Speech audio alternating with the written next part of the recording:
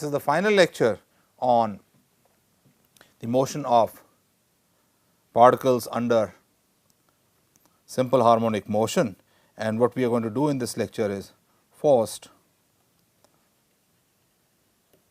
damped harmonic oscillator. And let me explain what that means. You have earlier learnt about damped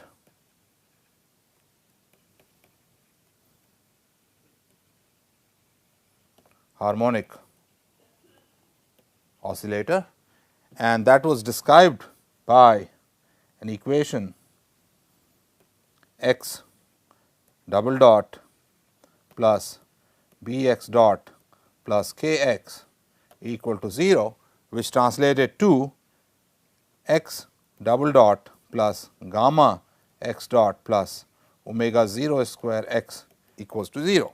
And the solution of this was x t equals some amplitude that decayed with time, cosine or sine omega 0 t. Here gamma is b over m and omega 0 square is k over m.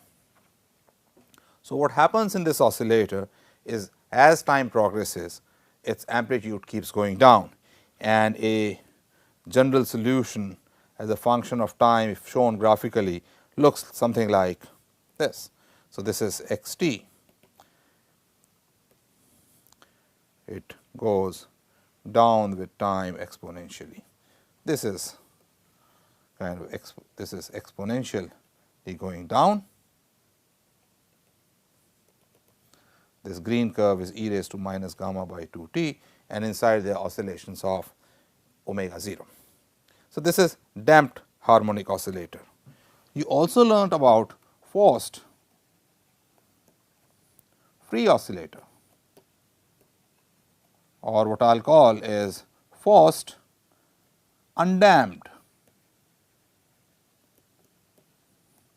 oscillator. And what I mean by that is, this was an oscillator where we had applied a force of the form f cosine or sine omega t to the oscillator, this is k x, so that we had x double dot plus omega 0 x equals f over m cosine of omega t. And you saw in this that x as a function of t was a combination of the original or homogeneous part of the equation. That means, this part belongs to, let me write it on the right upper screen, x double dot plus omega 0 x equals 0. This was a solution of that, and there was a particular solution which was given by m f over m omega 0 square minus omega square cosine of omega t. So, these are the two oscillators we have studied. What we want to do now is study forced and damped. So, this oscillator is forced, that means I am applying a periodic force of the kind f cosine omega t, and it is also damped oscillator. And most of the oscillators you see around you are of this kind. For example, you take a swing in the park,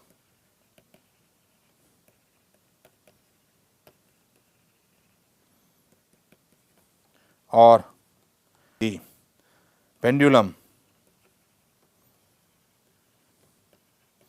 in clocks. If left unattended, that means, if I take a swing and leave it, with time it slowly comes to equilibrium, the amplitude keeps going down. Similarly, in the pendulum you need a battery to keep it going.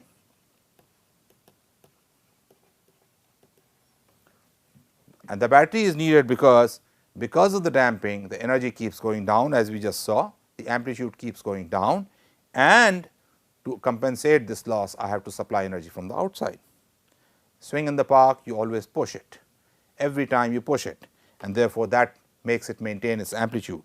In pendulum in clocks, the energy is supplied by the battery. Of the old clocks, it used to be supplied by springs. So, now we want to study this oscillator, and let us see what does the equation look like.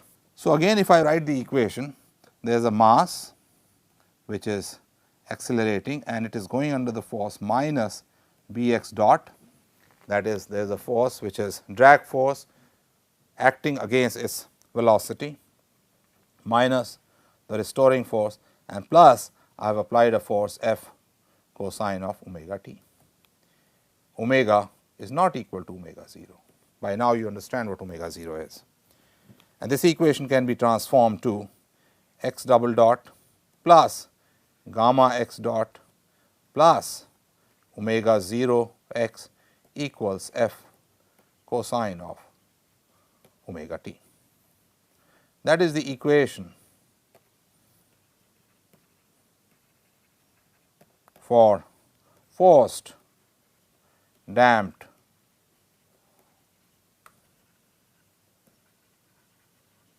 harmonic oscillator, and we need to find the solution for this. Recall from forced undamped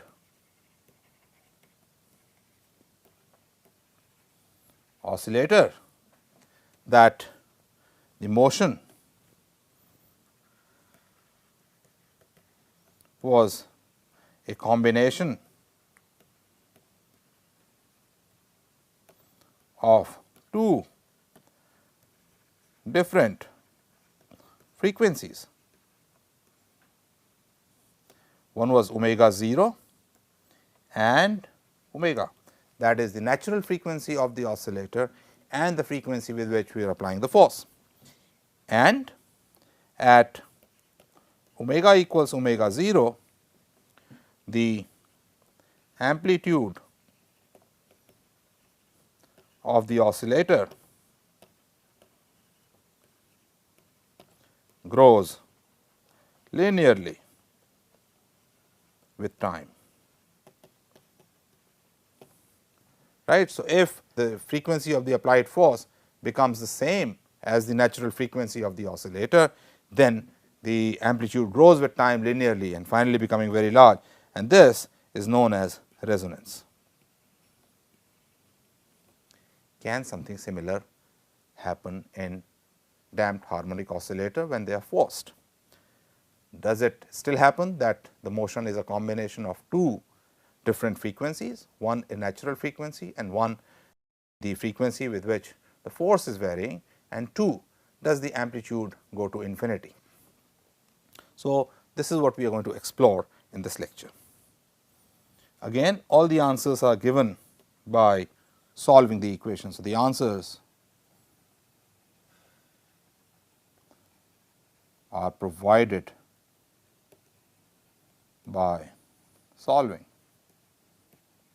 the equation of motion, and I will keep appealing to the solution for undamped harmonic oscillator. So, let me write on the left what happened in undamped oscillator. The equation there was x double dot plus omega 0 square x equals F over m cosine of omega t, and the solution was solution of the homogeneous equation, and that means A cosine of omega 0 t plus B sine of omega 0 t plus a particular solution which was F over m omega 0 square minus omega square cosine of omega t. Now, let us see what happens in the damped oscillator.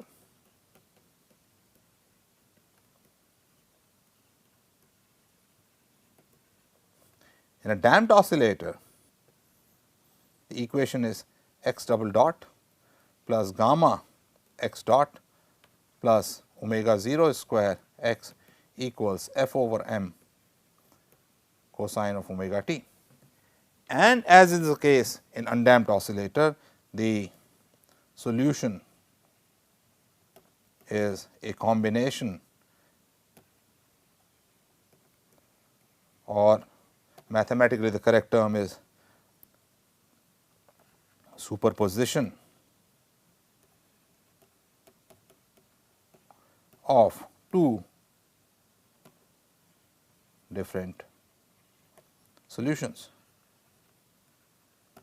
One is the homogeneous solution. So, x t is going to be the solution of the homogeneous equation, which we have already learnt is of the form e raised to minus gamma by 2 t. And let me now write cosine of omega 0 t plus b e raised to minus gamma by 2 t sine of omega 0 t plus x particular. And x particular is going to depend on the applied force. If the applied force is 0, there is going to be no x particular. But why I wrote this solution in this particular way is because see what happens to the first term, which I am putting in the box as time progresses. So, the equation that we are solving is x double dot plus gamma x dot plus omega 0 square x equals f over m cosine of omega t, and the solution I have written is a linear combination or superposition of two different solutions, which is e raised to minus gamma by 2 t a cosine of omega 0 t plus b e raised to minus gamma by 2 t sine of omega 0 t plus x particular. Recall that x particular was f over m omega 0 square minus omega square cosine omega t in the case of undamped oscillator. Now, as time progresses, as t becomes large, and that means suppose you are in a park, somebody is sitting on a swing and you are starting it by applying a force. Initially this solution is going to be there, but as time progresses the solution a e raised to minus gamma by 2 t cosine omega 0 t plus b e raised to minus gamma by 2 t sine omega 0 t is going to go to 0. This solution just dies down, and what you are left with is you are left with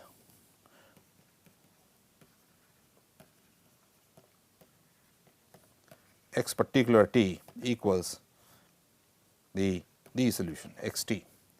So, finally, the pendulum or the oscillator is going to oscillate with the solution given by x particular. The homogeneous solution dies down, and that is what we are interested in. What is the final motion? So, this we are interested in this motion. The other one has died down, right. So, initially there may be the combination of two frequencies omega 0 and omega, but with time the omega 0 solution dies down, and in technical terms these are known as transient solutions.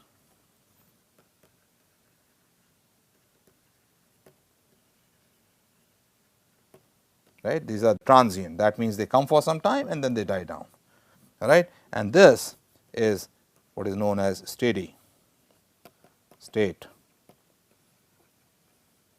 solution. So, we are interested in this motion, means we are interested in the steady state solution, and that is what we are going to focus on. If somebody asks you why are you neglecting the first term, and you can always say it is a damped oscillator, it is natural motion with omega 0 frequency, always dies down with time, and finally what we are left with is the steady state solution. So, from next slide on I am going to now focus on steady state solution. So, steady state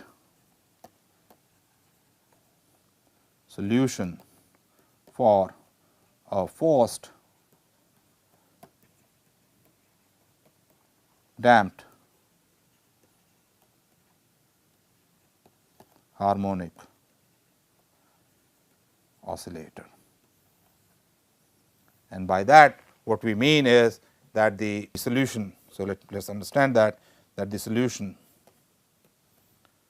e raised to minus gamma by 2 t a cosine omega 0 t plus b e raised to minus gamma by 2 t sine of omega 0 t has gone to 0, right. So, let us write this transient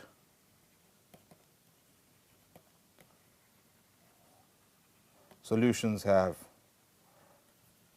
died down and we are left with only the steady state solution, and by solution means this is the kind of motion I am going to now observe. And let us see what does it look like. So, my equation is x double dot plus gamma x dot plus omega 0 square x equals f over m cosine of omega t. So, recall in undamped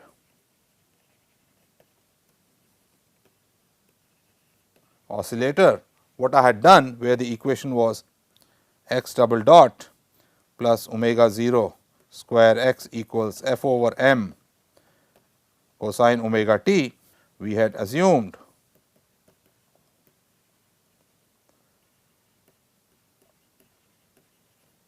a solution of the form x t equals some amplitude cosine of omega t. That means, we had assumed a solution of the same frequency as the applied force. Does the same trick work here? So, let us analyze that. So, now we are looking at x double dot plus gamma x dot plus omega 0 square x equals f over m cosine of omega t, and we want to try the solution of the form x t equals some amplitude a cosine of omega t. Does this work? Let us see. The best way to look at it is to substitute this. So, substitute this in the equation of motion.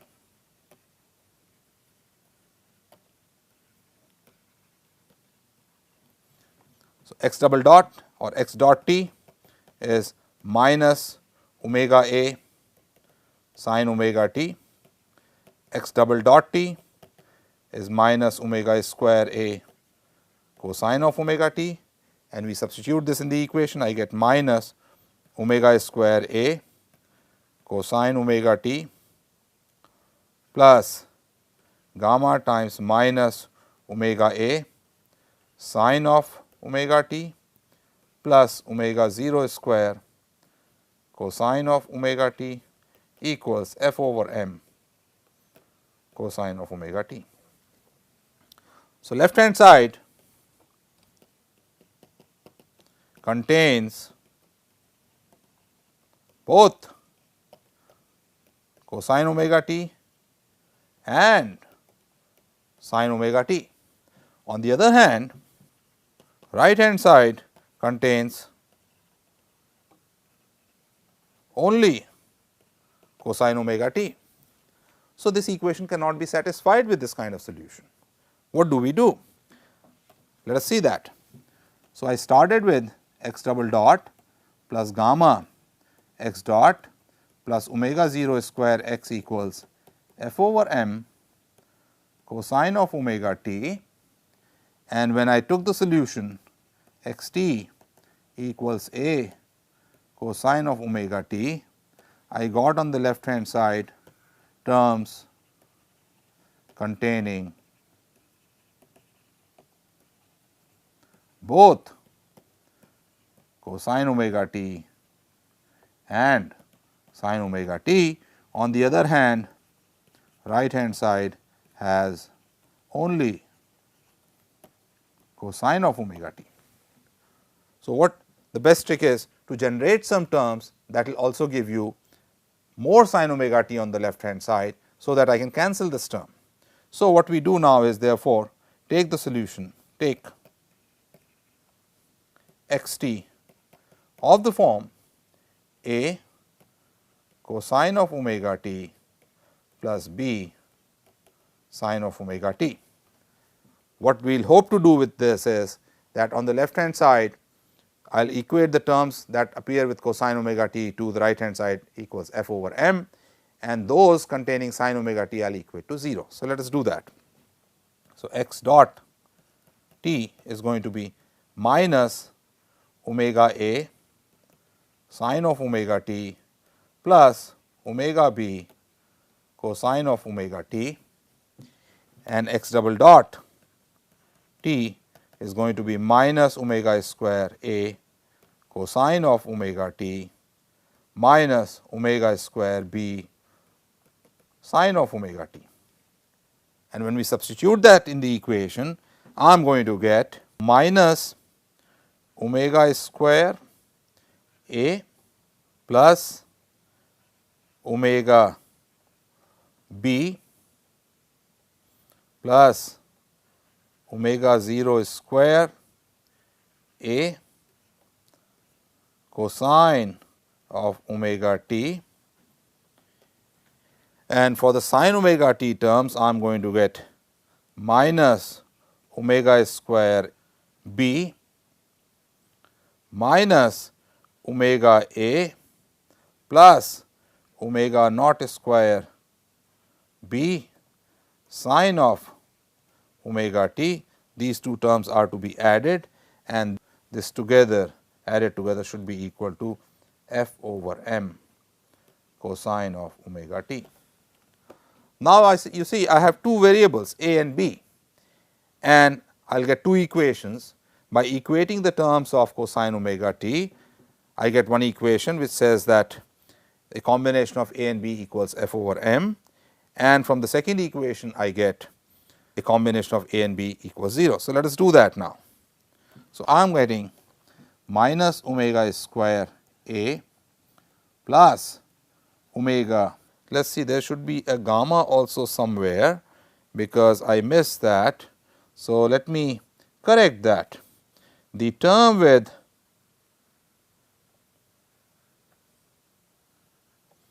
omega x dot term also had a gamma. So, I am correcting that here.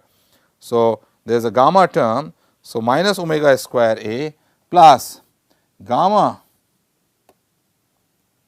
omega b plus omega naught square a equals f over m. And the second equation says minus omega square b minus gamma omega a plus omega 0 square b equals 0. Two equations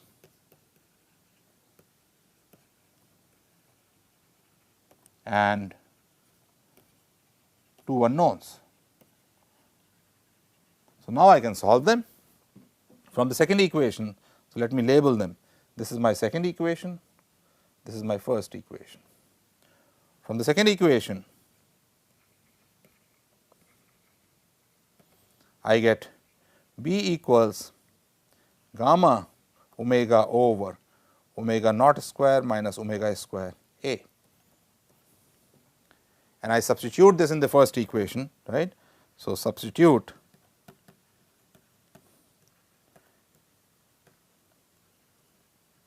equation 1, and I am going to get minus omega square a plus omega naught square a and plus gamma square omega square over omega 0 square minus omega square a equals f over m. So, I get a omega 0 square minus omega square plus gamma square omega square over omega 0 square minus omega square equals f over m. I have found the value of A. Let us write that explicitly.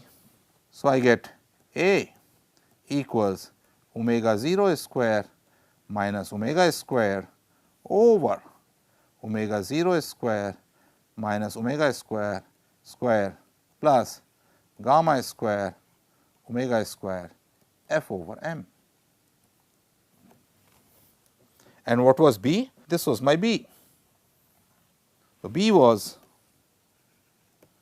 gamma omega over omega 0 square minus omega square times A. So, this comes out to be gamma omega over omega 0 square minus omega square square plus gamma square omega square f over m. Now, I have found both A and B, and therefore, I can write my steady state solution as x t equals omega 0 square minus omega square over omega 0 square minus omega square square plus gamma square omega square cosine of omega t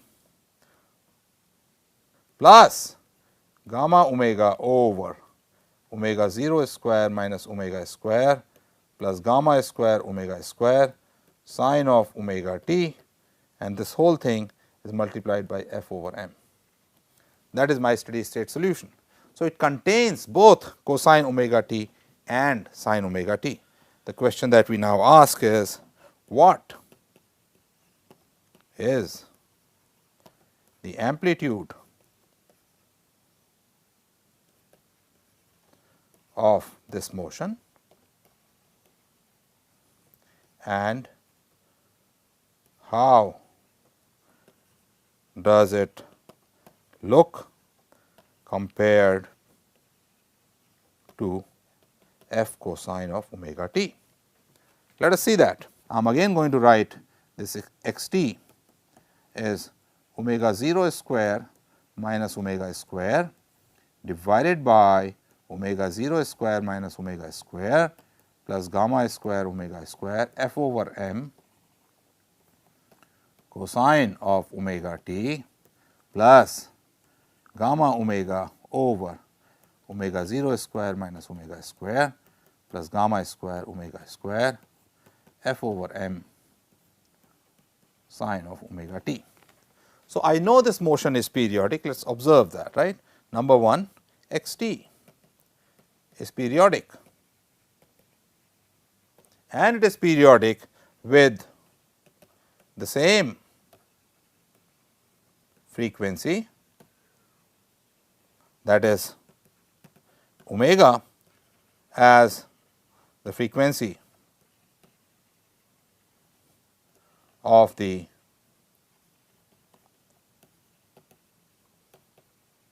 applied force, right.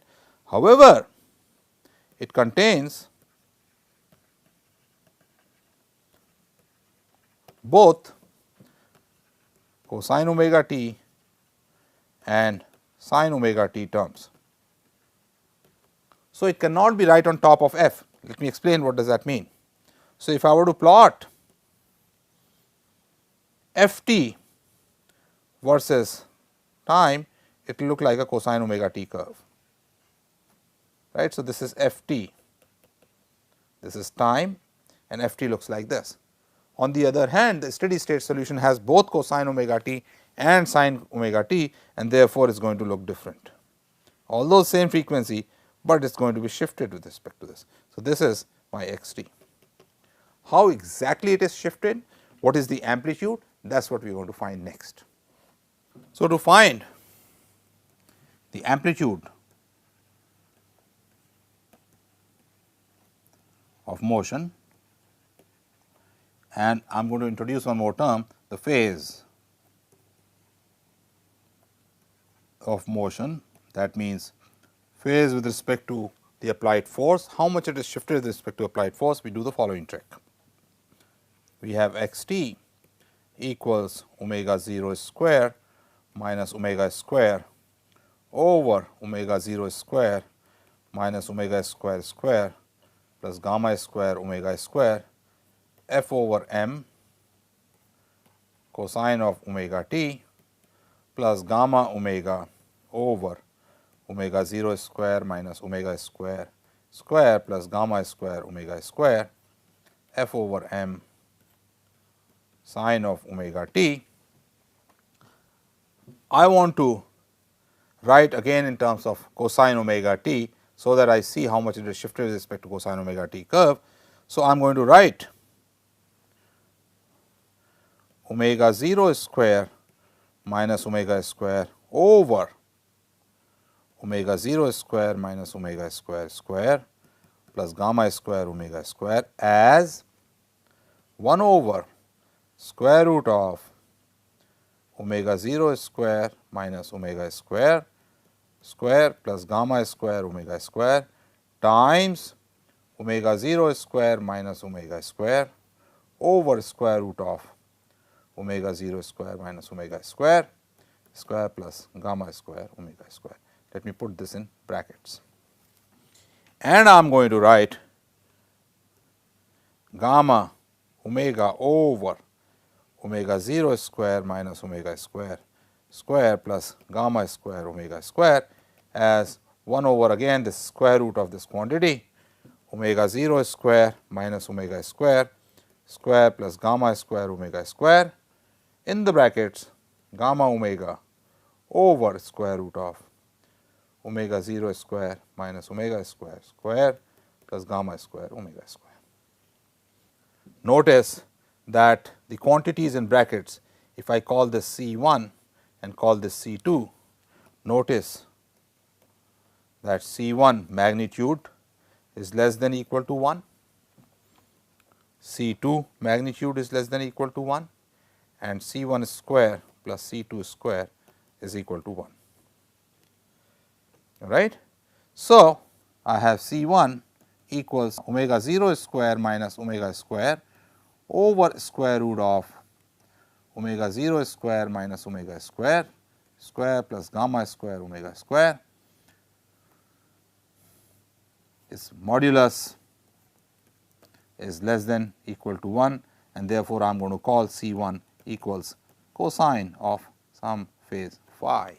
The phi is constant, is independent of time, and similarly C2 is equal to mod C2 is gamma omega over square root of omega 0 square minus omega square square plus gamma square omega square is also less than equal to 1, and I am going to call C2 sin phi.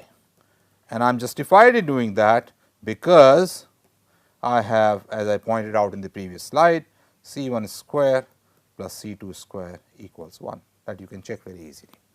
And therefore, my steady state solution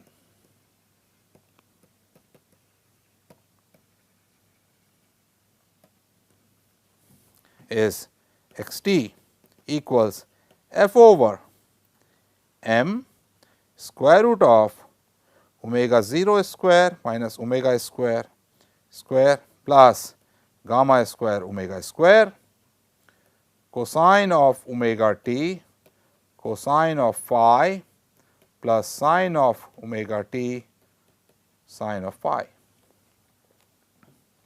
which can be written as x t equals f over m square root of omega 0 square minus omega square square plus gamma square omega square cosine of omega t minus phi, where I can write cosine of phi is equal to omega 0 square minus omega square divided by square root of omega 0 square minus omega square plus gamma square omega square.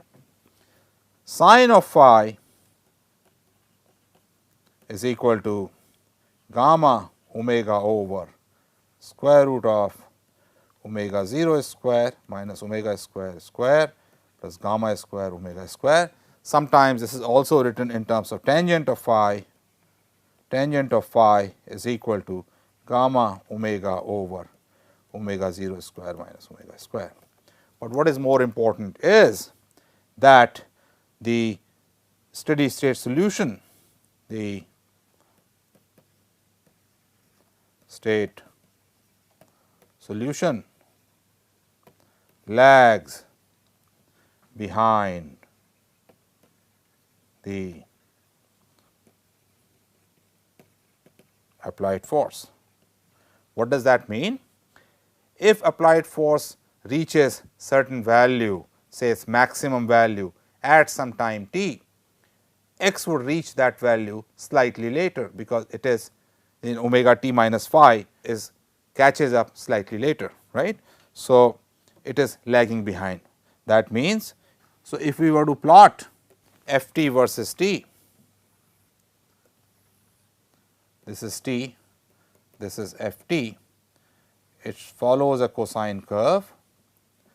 The x curve is such that it reaches later if wherever f is reached. So, f had a peak, maximum value at t equal to 0, the x is going to have that value slightly later.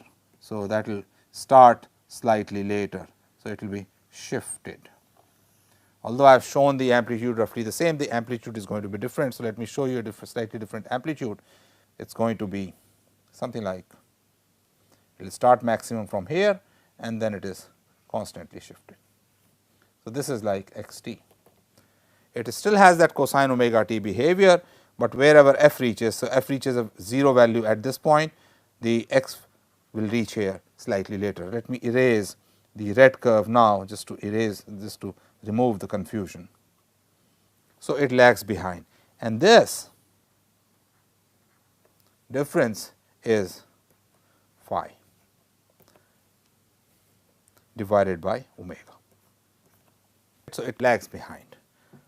Now, does the phenomena of resonance take place? So, I hope by now I have made it very clear that the steady state solution has the same frequency as the applied force. It has an amplitude, right. So, amplitude of f over m square root of omega 0 square minus omega square plus gamma square omega square. Phase, which is lagging behind, so minus gamma omega over square over omega 0 square minus omega square, and it lags behind, right, and same frequency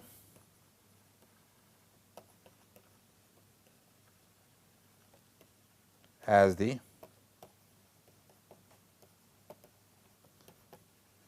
applied force. So, it has the same frequency as applied force, has an amplitude that depends on the applied force. Naturally, more the force you apply, larger the amplitude, and it lags behind because of the drag. That makes sense, because whatever force you apply, the drag kind of makes it respond slightly later. So, it lags behind in the way it responds. Next question we ask is there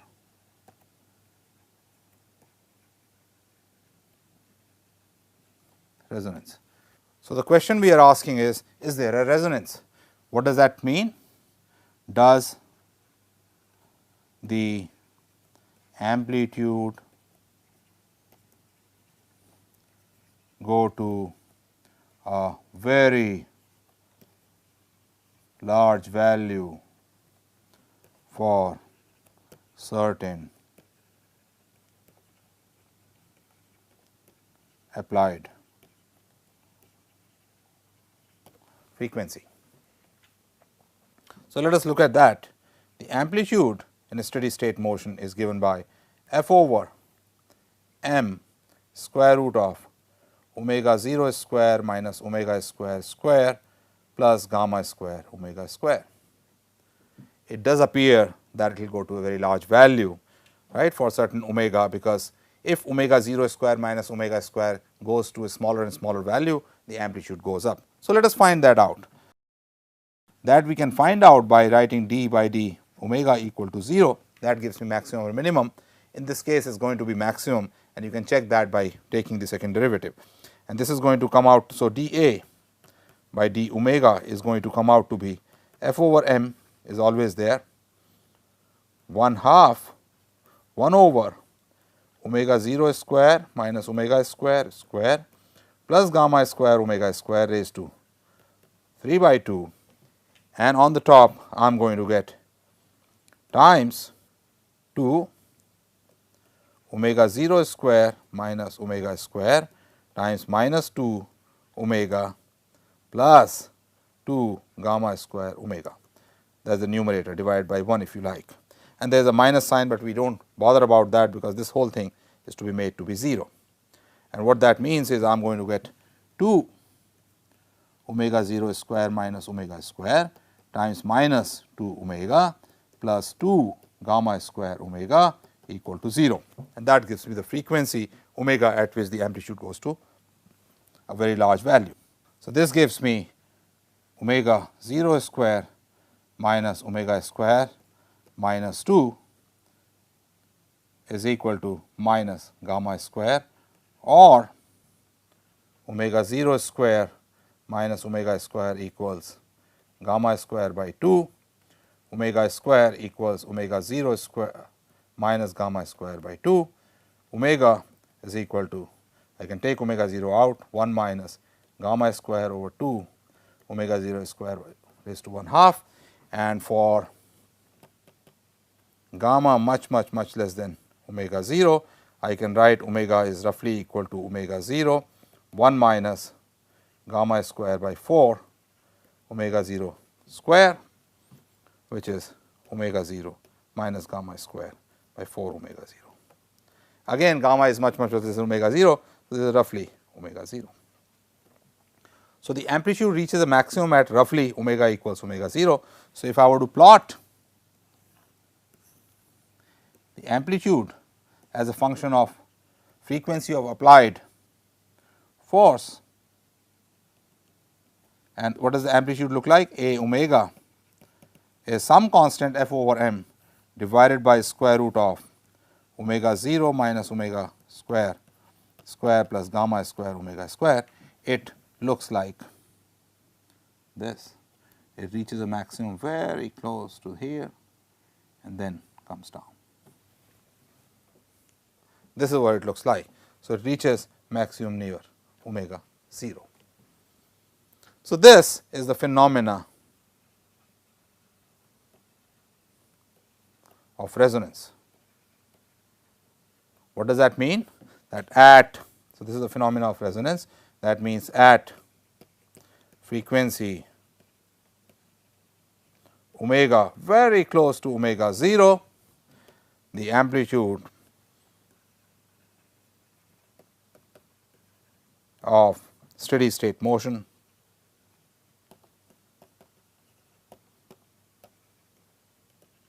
becomes large, and it takes a very large value. This is different from resonance in undamped oscillator, where we saw that when the frequency of applied force was equal to the natural frequency, the amplitude grew with time. It kept growing with time. Here it does not grow, it just takes a maximum value. There is a nice interpretation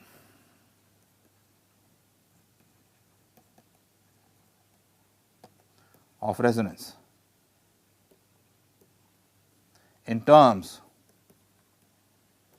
of energy. You see, now what is happening is this oscillator is oscillating, right. So, power supplied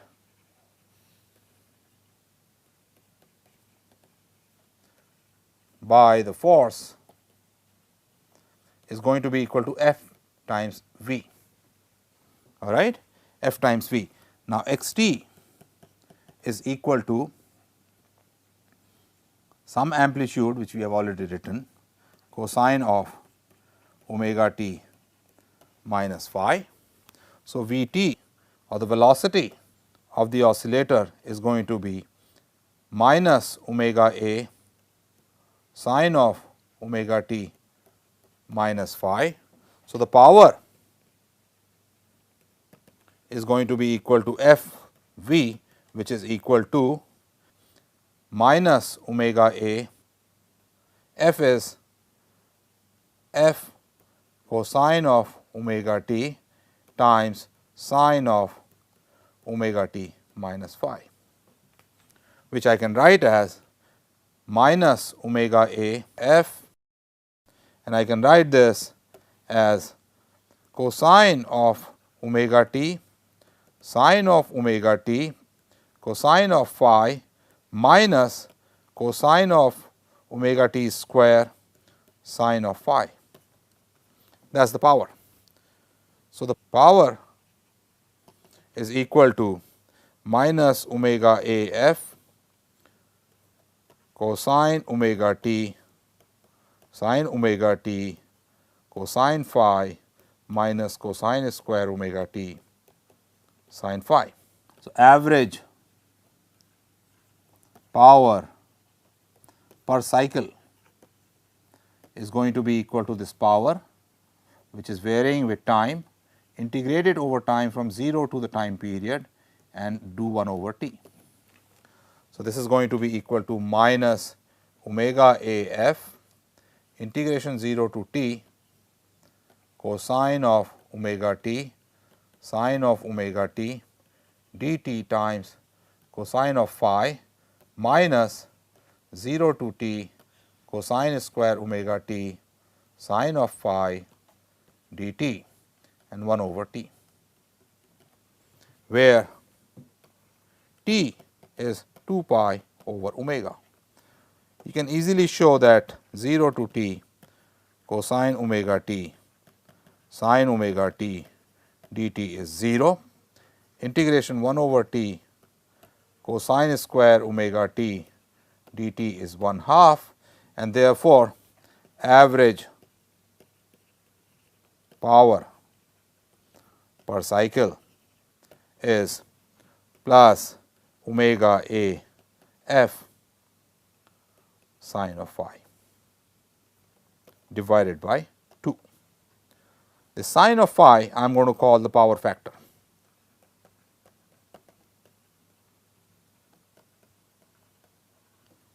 I will comment on it in a minute. So, average power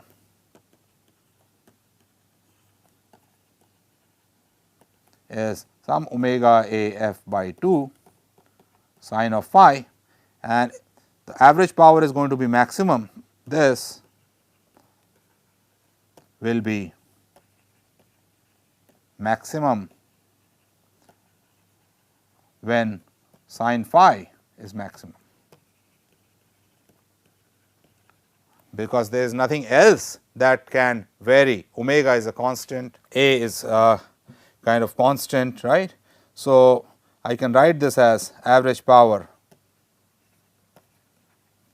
is omega, a was f over m square root of omega square minus omega 0 square plus gamma square omega square, and then there is one more f. So, this becomes f square sine phi. So, roughly I can say when sine phi is maximum, my power is going to be maximum. I am ignoring little variation of this omega here. So, sine phi maximum is 1, which implies phi equals pi by 2, which implies cosine phi equals 0, and that means omega 0 square minus omega square over square root, that whole thing is equal to 0, implies omega 0 square equals omega square, or omega 0 equals omega. So, what have we learnt? The average power supplied by us, or the average power supplied by us, is maximum when resonance occurs, right. So, that is the interpretation. So, let us conclude that average power supplied by us is maximum at resonance, and this also implies in a steady state motion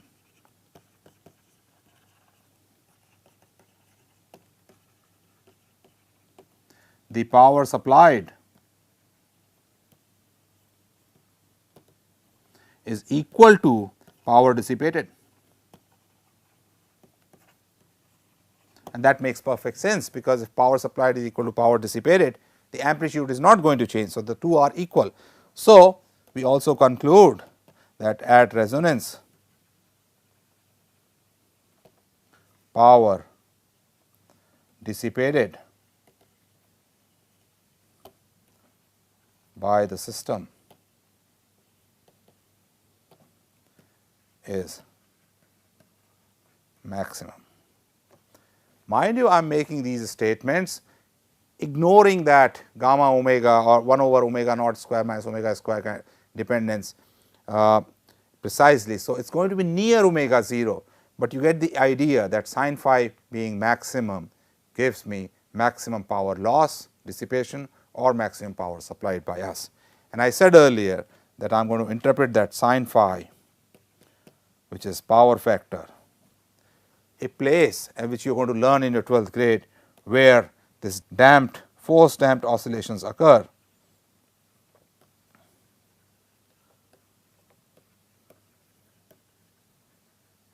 is Lcr circuit. So, let me just comment on that. So, in an Lcr circuit, what we have is a resistance, an inductor and a capacitor, and this is connected to an AC supply. This AC supply is like your force which is driving the current. R resistance is like your damping system that actually takes away energy, and L and C provide the natural frequency. So, in this you will later learn that the power dissipated in the resistance is maximum when certain conditions are met, and that is precisely what gives you the power factor. That precisely what tells you when you are going to get maximum heat dissipation, right. So, this is just a comment on the side. So, to conclude these lectures on harmonic oscillator,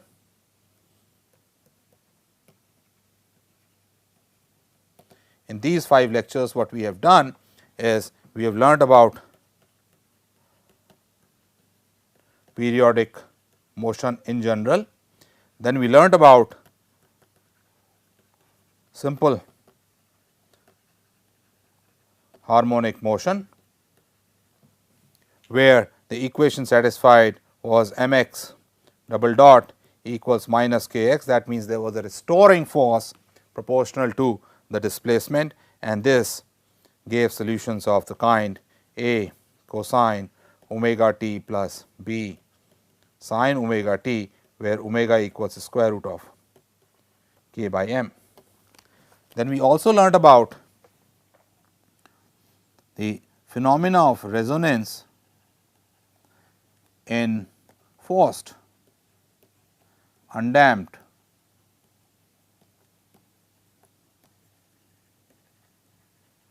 harmonic oscillators, and in this case we saw that the amplitude grows with time linearly like this. Then we introduced damping